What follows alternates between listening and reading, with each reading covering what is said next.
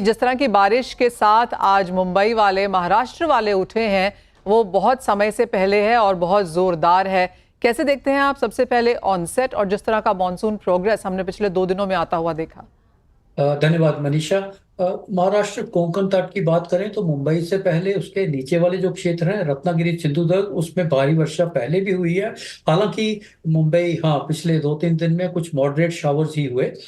कल शाम से वर्षा काफी तेज हो रही है और विशेषकर कोलाबा एरिया में तो 100 मिलीमीटर से ज्यादा वर्षा हुई थी सुबह 8:30 बजे तक। सांता क्रूज पे फिर थोड़ी कम, लेकिन उसके बाद से अभी तक तो लगातार लगातार वर्षा जारी है। हैवी रेन्स हैं और ये लगभग अभी अगले 4-6 घंटे तक तो ऐसा मौसम रहेगा।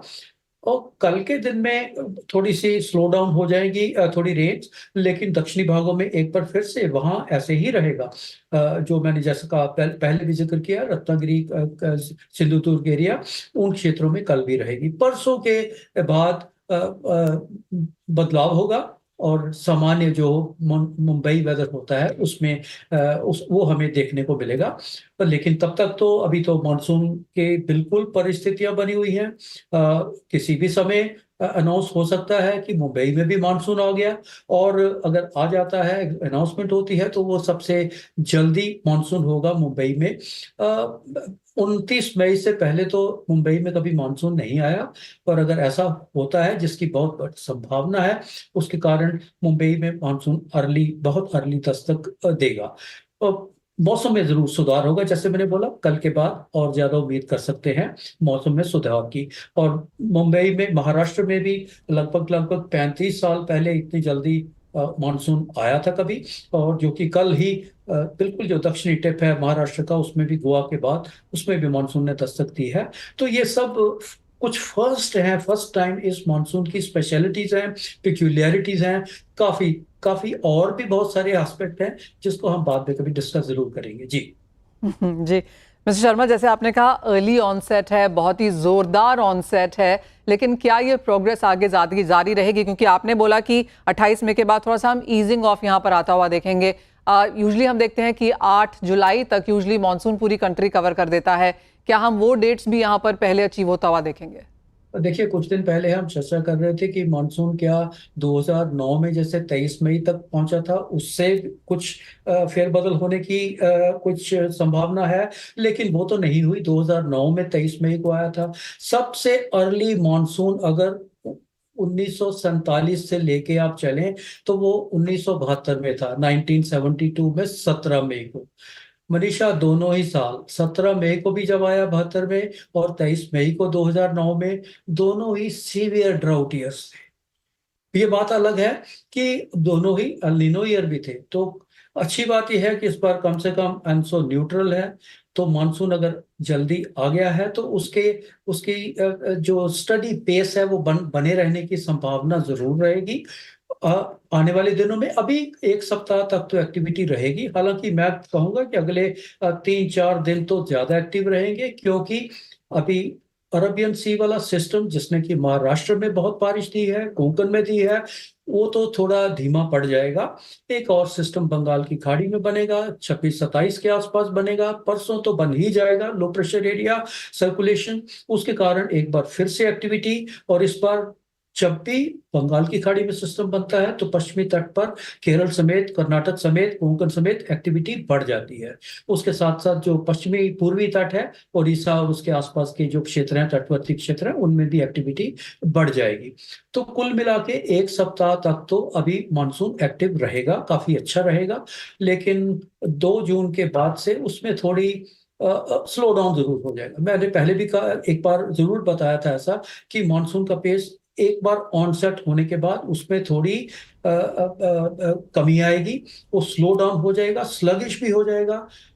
स्टॉल बेशक ना हो, लेकिन 3-4 दिनों के लिए हम देखेंगे कि वर्षा पहले सप्ताह में ही, जून के सप्ताह में, देश के मध्यवर्ती भागों में, जहां की उन दिनों मानसून आगे बढ़ता है, उत्तर प्रदेश की बात करें, पूर्वी उत्तर प्रदेश की, या उसके साथ हम मध्य प्रदेश की बात करें, महाराष्ट्र की, और उसके साथ लगे हुए क्षेत्रों की, तो उसमें मानसून की वर्षा में कमी जरूर आएगी।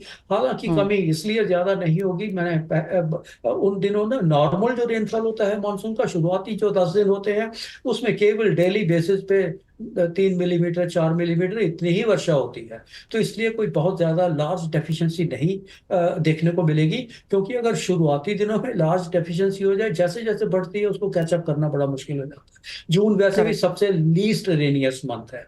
तो हम्म। तो अभी चिंता करने की जरूरत नहीं है, ये एक इनबिल्ट फीचर भी होता है मानसून का। लेकिन हमें जो पहले सप्ताह 2-3 तारीख के बाद हमें जरूर ये कमी देखने को मिलेगी। देश के दक्षिणी भागों में भी जहां मानसून होगा, भीतरी भागों में हम देखेंगे, कर्नाटक की बात करें, तमिलनाडु की बात करें, उससे आगे ऊपर चल के आंध्र प्रदेश, तमिलनाडु, महाराष्ट्र की बात करें, सभी जगह वर्षा में हमें देखने को मिलेगी कमी।